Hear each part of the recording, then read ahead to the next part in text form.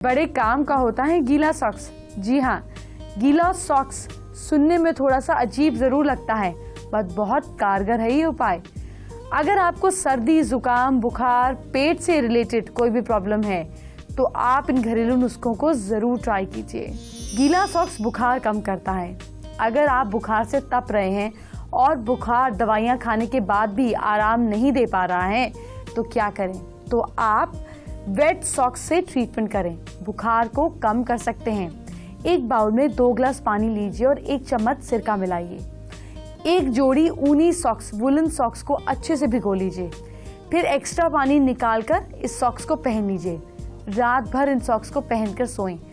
40 minutes के अंदर आपका बॉडी टेम्परेचर कम हो जाएगा। इससे इम्यूनी सिस्टम, जो आपकी बॉडी का इम्यूनिटी सिस्टम है, वो भी मजबूत होगा और हेल्थ को भी फायदा मिलेगा।